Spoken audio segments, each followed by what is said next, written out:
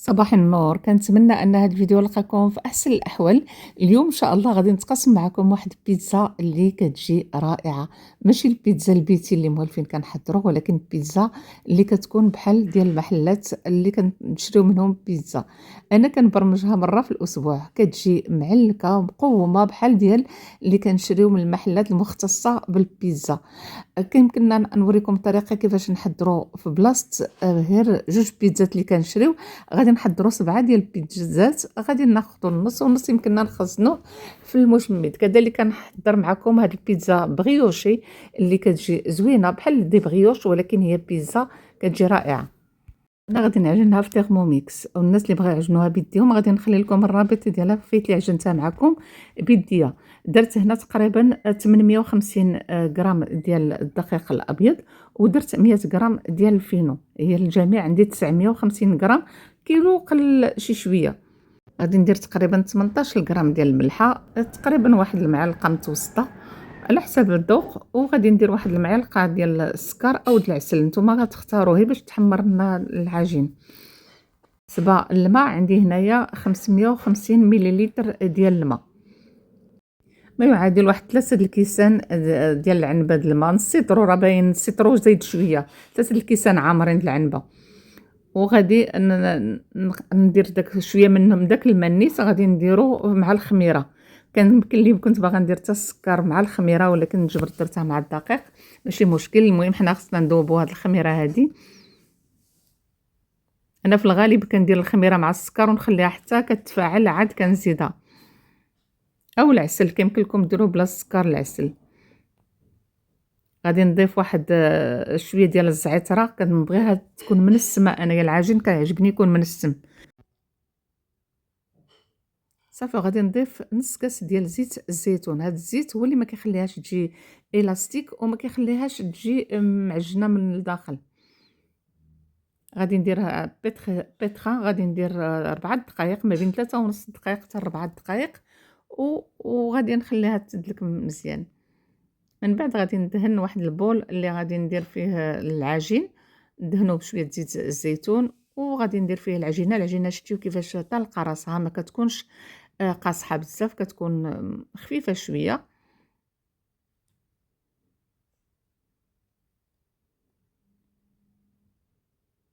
وغادي نغطيها بواحد المنديل، غادي نديرها في الفرن تسخن لان دابا الحال بارد. وغادي نتوما غادي تشوفوا شنو غندير. غادي نغطيها بلاستيك غذائي، هذا البلاستيك راه غذائي، راه كاين د لومبالاج وكاين غذائي. وغادي ندير واحد الجبانيه د الماء معاها في الفرن حيت دابا الحال بارد. بالنسبه للصلصه عندي كيلو ديال الطماطم. كيمكن لكم تحضروا كميه كبيره ديال هذه الصلصه هذه، لان كتبقى مزيان، كتحافظوا بها وتخليوها في الثلاجه. في المجمد كنحتاجوها للبولونيز وبزاف. غطيتها وخليتها على نار هادئه حتى رخات راسها، يا اما كتصفيوها في هاد الصفايه بحال هكا، هي تبقاو تبريسيوها بالمعلقه حتى كتصفى كامله. هانتوما غادي تشوفوا كنبقى، يا اما كتبقاو ديروا لها هكا اللي عنده الخاطر.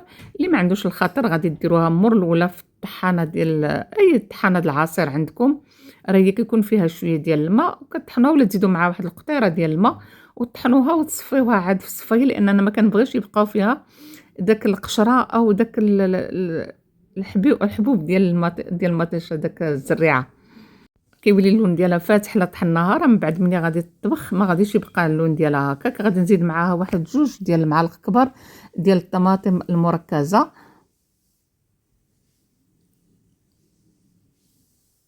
وغادي نخلطها مزيان مزيان، ونديرها فوق نار هادئه، ونبقى مره نحركها. كنبغيها تكون زعما تطبخ مزيان باش ما كتبقى. غادي ندير معاها واحد شويه ديال الريحان. هاد الحبق هذا راه موجود دابا، كتلقاوه في المتاجر الكبرى. الريحان راه كاينين فيه 2 اشكال ديال الحبق، كاين الحبق ديال اللي كيديروه في دي بلونط، وكاين الحبق ديال الاكل. هذا ديال الاكل راه موجود عند مالين النعناع وفي المتاجر الكبرى. زدت حتى شويه ديال الزعتر، كنبغي انا هاد الصلصه تكون منسمه، وزدت واحد شويه زيت الزيتون، وغادي نديرها على نار هادئه. غادي نخليها كتطبخ شويه بحال اللي قلت لكم حتى كتركز مزيان، وعاد كنديرها في قريعات، وغادي نستعمل منها اللي خاصني. بالنسبة أنا البيتزا كنبغي يكونوا فيها شوية د الخضر، كندير فيها القرعة هكا داك الكوغجيت صغيورة، كندير فيها الدنجل، هادو كنديرهم في الفرن، كندير معاهم هانتوما تشوفوا الطريقة كيفاش غادي ندير لهم، غادي ندير شوية ديال الملحة، شوية زيت الزيتون، شوية ديال الثومة، شوية ديال الزعترة، وكنديرهم في الفرن يطيبوا. هادو كنبغي أنا البيتزا ما تكونش فيها غير العجين. دابا تشوفوا حتى الطريقة ديال العجين ما غاديش نديرو غليظ، كنديرو مايغ. حتى الثومه والزعتره كيعطيو لهاد الخضر واحد النسمه زوينه. انا راه ما كانش عندي الكورجيت، كندير فيها حتى الكورجيت مع الدنجال. كيمكن لكم ديروا حتى الشامبينيون حتى هو تديوه تجيبوه في شويه زيت الزيتون مع شويه ديال الثومه وشويه ديال الملحه ولا الابزار. المهم انا غادي نعطيكم العجين وغادي نعطيكم الطريقه كيفاش تحضروها، وانتم داك الساعه بالنسبه للحشوه او بشنو غادي ديروا في قلب منها غادي تكون لكم الحريه ديال اللي بغى يدير شي حاجه غادي يديرها. انا درت هنا الدنجال غادي نديرو في واحد الورق ديال الطهي بعد ما شرب داك الزويته وداك الثومه وداك الشيء، وغادي نديرو انا في الاير فراير.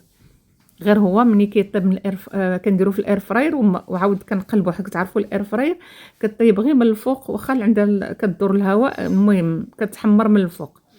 من بعد واحد شويه كنرجع لها وكنعاود نقلب داك الدنجال، ومني تساليو كتجمعوه في الورق باش كيعرق شويه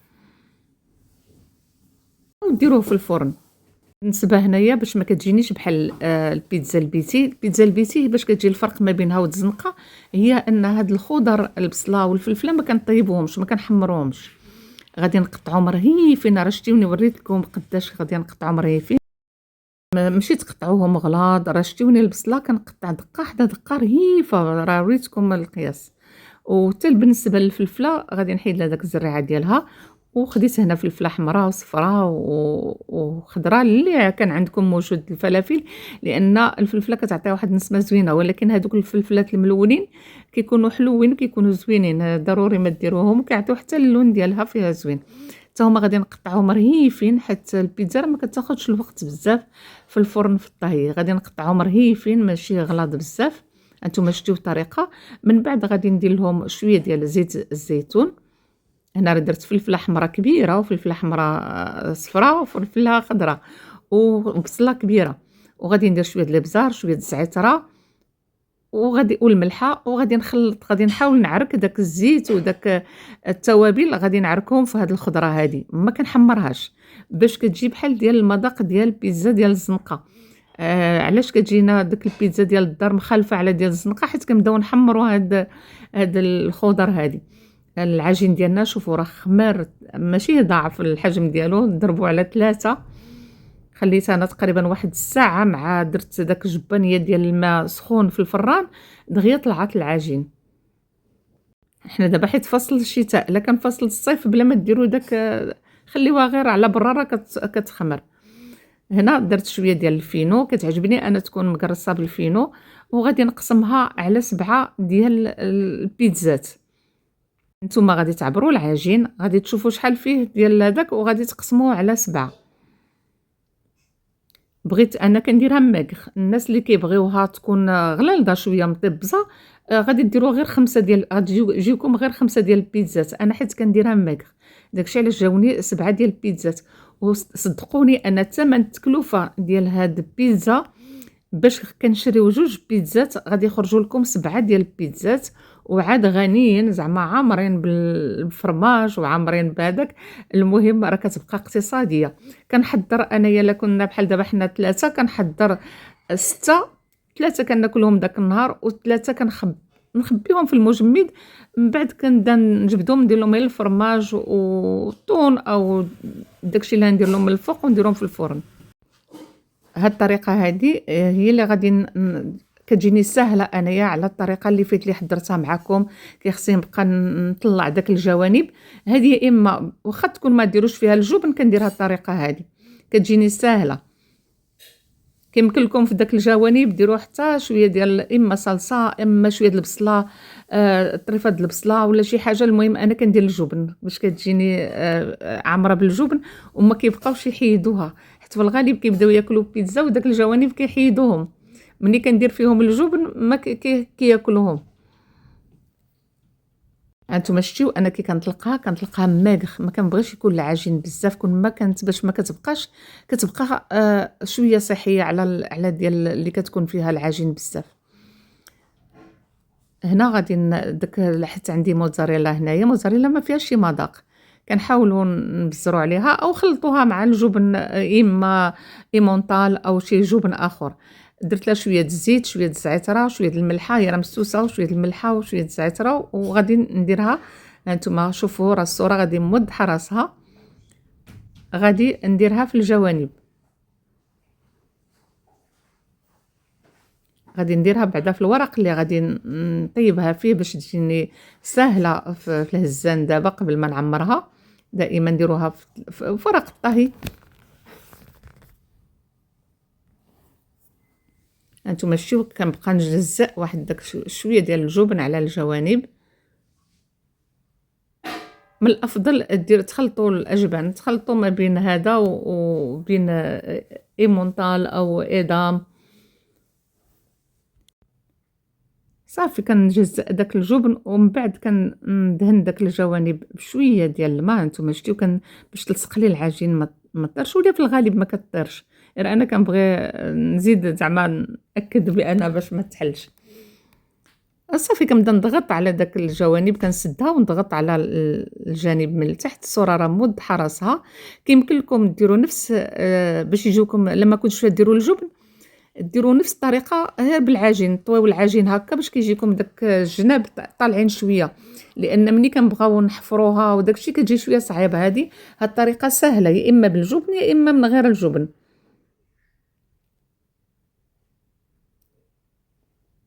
كيمكن لكم ديروا الجبن دي باطوني بلا ما تكونوا كاع حاكينو. انا بالنسبه للجبن خصو يكون لي دو فاش. ها انت شتي حليب ديال البقر، هذاك غاستروميكس ديال حليب البقر، حيت كاين المصنع، كاين واحد كحل هذاك راه ما زوينش، غير صحي وما ما زوينش، لان هي مصنع ماشي من الحليب البقر.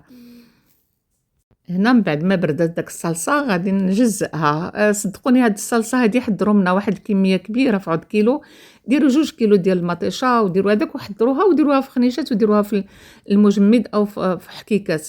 كتبقى فين ما تجي ديري بيتزا ماشي كل ساعة خصك تحضري الصلصة، أو تبغي ديري لا بولونيز أو أي صلصة المعجنات كتلقى عندك هاد الصلصة جاهزة.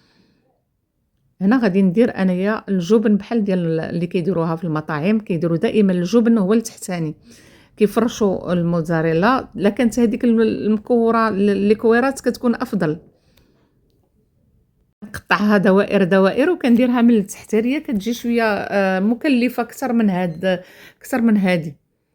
هنا من بعد ما درت داك الجبن غادي ندير فوق منه داك الخليط اللي درت ديال الفلافل مع البصيلة مع هادي.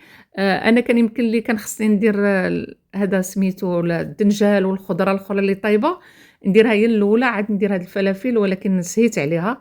نتوما ديروا الدنجال حيت طايب نص طيبة غادي ديروه هو تحت من هاد الفلافل.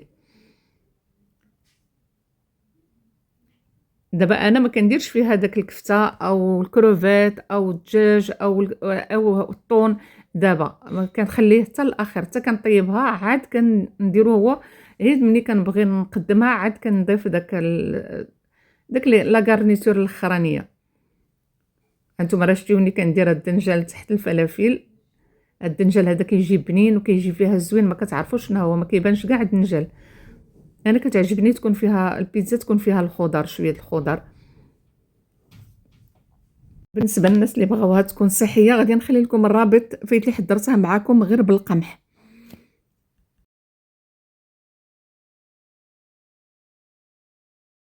نخلي لكم الرابط في صندوق الوصف. ها نتوما شتيو درت ندير لهم لا غارنيتور كلها في الأول، وعاد عاد كنطيبهم نص، ماشي نص طيبة، كنطيبهم تقريبا.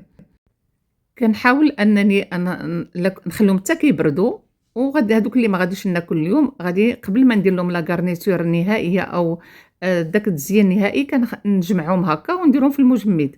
نهار اللي كنبغيهم هي كنجبدهم من المجمد، عاد كنزيد لهم يا إما طون يا إما كروفيت اللي كنكون دوزتو في شوية ديال الزيت مع شوية ديال الملحة والإبزار، أو شوية ديال الدجاج أو الكفتة. المهم هاد التزيين النهائي ديال الجبن وديال اللحوم اللي غندير فيها كنخليه حتى الآخر، ماشي كنطيبو معاها في الأول، لأن كينشف وما كيجيش باين. هانتوما شتيو كيفاش هاد التعليكة ديالها وكتجي رطبة، كيجي داك الجوانب عامرين بالجبن، كتجي رائعة.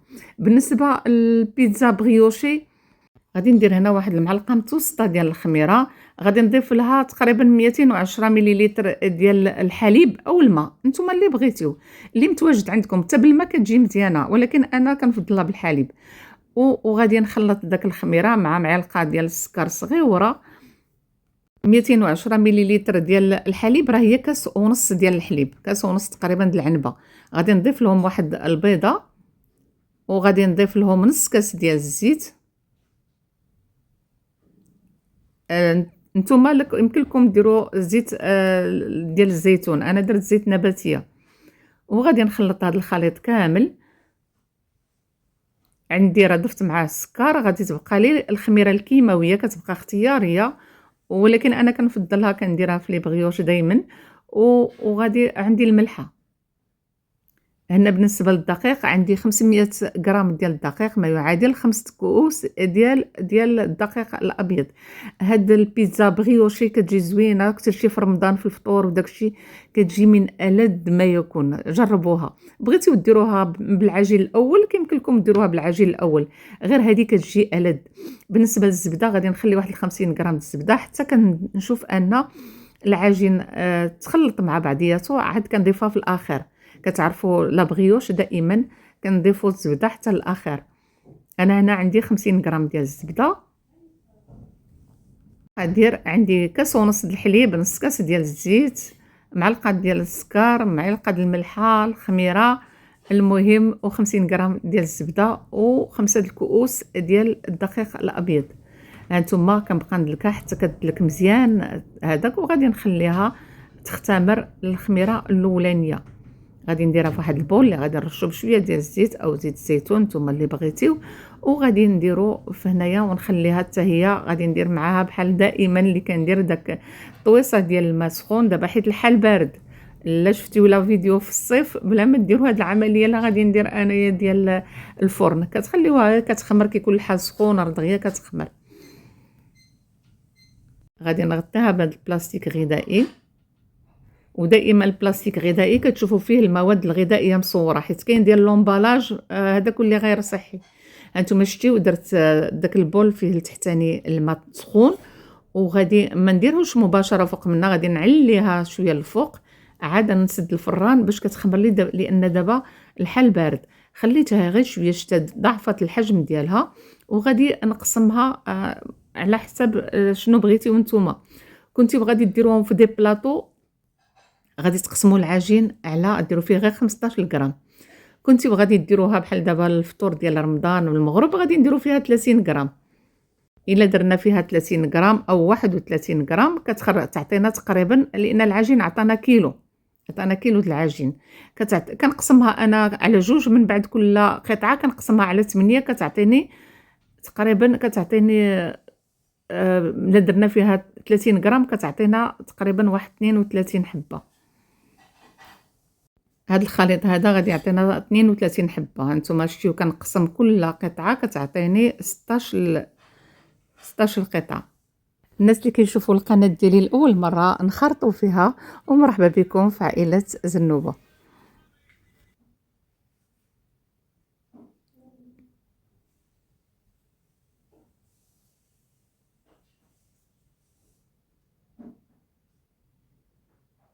المهم نتوما غادي ديروا فيها 31 غرام.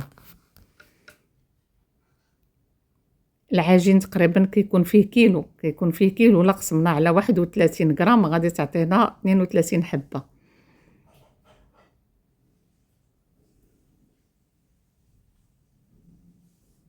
غادي نحاول نكورهم هكا كويرات صغار بحال قلت لكم. الا كنتو ديروهم في لي بلاطو مثلا غير العشيه كيديروا فيهم 16 غرام، ما بين 16 غرام تقريبا.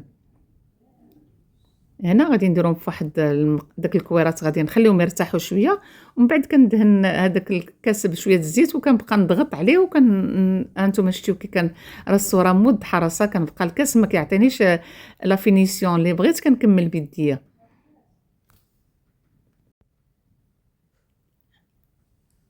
من بعد غادي نثقبهم بواحد نخليهم شويه نثقبهم بفرشيطه. عندي هنا الفلافل، عندي صلصه الطماطم، وعندي هنا البصله محمره. هنايا كانت عندي البصله محمره بغيت نستعملها. كيمكن لكم ديروها البصله خضراء بحال اللي درنا قبيله، ولكن انا هنا حيت كانت موجوده عندي قلت غادي نستعملها في هادو.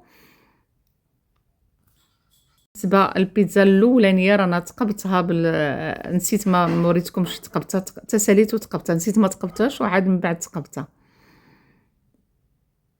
غادي ندير داك البصيله. الا كانت عندكم بحال الخليط اللي خلطنا في الاول غادي ديروه غير تقطعوه صغيور، ما تقطعوش هكاك جناوح جناوح، غادي تقطعوهم صغيورين. من الفلفله والبصله وداكشي غادي تقطعوهم صغيورين. كنديروا لهم نص طيبه الاولانيه وكنخليو الطون والفرماج حتى الاخر حتى كيطيبوا نص طيبه الاولانيه، حتى كنبغيو نسخنوهم عاد كنديروا لهم داك الفرماج وشنو غنديروا فيهم، يا دجاج يا. المهم انا اليوم حاولت ندير لكم هاد الطون بحال اللي قلت لكم راه فايت اللي تقاسمت معكم لي بيتزا 4 سيزون بيتزا بزاف د الحوايج. غادي ندهن لهم داك الجوانب بشويه ديال البيض، صفر البيض اللي زدت معاه شويه د الحليب باش كيجيو كيلمعوا ما كيجيوش شهبين. كيبقى هذا اختياري. هانتوما شتيو كيف كتجي البيتزا بغيوشي رطبه، واحد المذاق فيها خطير خطير. دابا كيمكن لكم تجمعوهم هكا في شي علبه وتا تبغيو تاكلوهم عاد كديروا لهم يا اما الطون يا اما دجاج يا اما كفته، شنو بغيتيو ديروا لا غارنيتور. ديك الساعه كتجي سهله. انا درت الطون والكروفات اللي بغى يدير بالكروفات، او باش ما بغيتيو تخليهم كاع بداك الفليفله ومطيشه والجبن راه كيجيو زوينين وكيجيو لذيذين. كنديروا معاهم شويه الزيتون اللي بغى الزيتون هذاك. هاد لي بيتزا بغيوشي تشيتكم غير تجربوهم بالطريقه ديالي كيجيو رائعين. وكيمكن لكم تحضروا واحد الكميه وتخبيوها لرمضان. ما تقولوليش علاش غنخبيو لرمضان غنديروا هذاك، لان حنا رمضان كنبغيو نديروا فيه العبادات ديالنا. ما غاديش نبقاو نهار كامل وحنا كنطيبوا. كنحاولوا اننا نوجدوا هذا الشيء الاولي وباش كيبقى لنا الوقت شويه للعبادات ديالنا ديال اليوميه. داكشي علاش حنا كنحاولوا كاع هادشي اللي يشدنا اليد كنوجدوه قبل رمضان. وكتبقى داك الساعه انا في الغالب ما كنديرش المالح، مره كندير واحد شويه، ولكن كندير الطاجين. كنديروا الماكله صحيه، نديروا سلطه شوربه، لا نديروا غرياد، لا دير شي حاجه كتحط كلشي في الفطور احسن. هاد النصيحه اللي كنعطيكم انايا، زعما هذه النصيحه ديالي. يمكن لكم حتى تفينيوهم بحال هكا عاد تخبيوهم. كانوا هذه الحلقه ديالنا اليوم فيها بيتزا الكبيره وبيتزا بغيوشي، جوج وصفات اللي كنتمنى انهم يكونوا نالوا الاعجاب ديالكم وتطبقوهم. والى اللقاء في حلقه اخرى ووصفه اخرى من وصفات شهر رمضان ان شاء الله. الله يدخل علينا بالصحه والرزق واللي تمنينا في خاطرنا.